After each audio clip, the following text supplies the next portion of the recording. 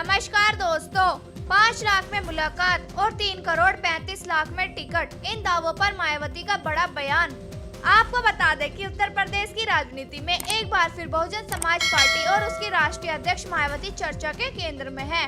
वजह है कि ऐसा दावा जिसने राजनीतिक गलियारों से लेकर सोशल मीडिया तक हलचल मचा दी है।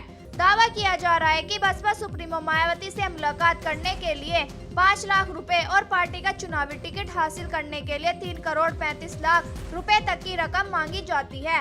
लेकिन जब ये आरोप तेजी से फैलने लगे तब खुद मायावती सामने आई और उन्होंने इन दावों पर अपनी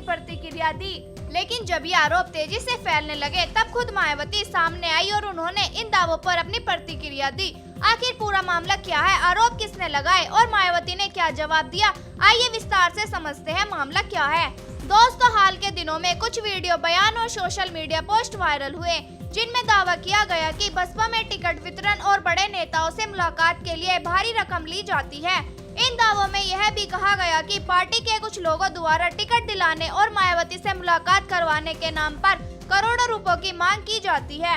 जैसे ही इस मामले ने तूल पकड़ा, विपक्षी दलों और राजनीतिक विश्लेषकों ने भी इस पर सवाल उठाने शुरू कर दिए।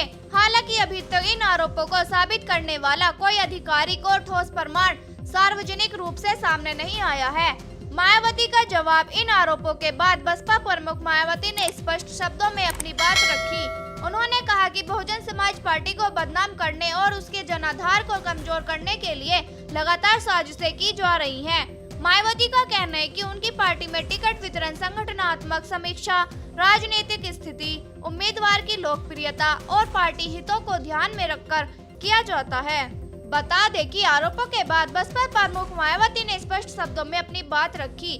उन्होंने कहा कि बहुजन समाज पार्टी को बदनाम करने और उसके जनाधार को कमजोर करने के लिए लगातार साजिशें की जा रही हैं।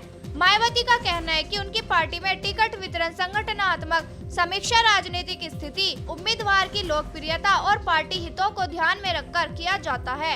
उन्होंने यह भी कहा कि विरोधी दलों और कुछ स्वार्थी तत्वों द्वारा झूठे आरोप लगाकर बसपा की छवि खराब करने की कोशिश की जा रही है। मायावती ने कार्यकर्ताओं से अपील की कि वे अफवाहों पर भरोसा न करें और पार्टी की आधिकारिक बातों पर ही विश्वास करें। बसपा और टिकट वितरण पर पहले भी सवाल उठते रहे हैं। दोस्तों, यह पहली बार नहीं है जब किसी राजनीतिक दल में टिकट वितरण को लेकर सवाल उठे हो। भारत की लगभग सभी बड़ी पार्टियों पर समय समय पर टिकट बेचने या पैसे लेकर उम्मीदवार बनाने जैसे आरोप लगते रहे हैं, लेकिन ज्यादातर मामलों में आरोप और राजनीतिक बयानबाजी तो सामने आती है, मगर अदालत में साबित होने वाले ठोस सबूत बहुत कम देखने को मिलते हैं। बसपा भी इससे अछूती नहीं रही है। पहले भी विपक्षी दल कई बार ऐसे आरोप लगाते रहे हैं, हालांकि पार्टी हर बार इन आरोपों को सिरे से खारिज करती रही है। राजनीतिक जानकारों का मानना है कि 2027 के उत्तर प्रदेश विधानसभा चुनाव जैसे जैसे करीब आएंगे, राजनीतिक आरोप प्रतिरोध और तेज होंगे।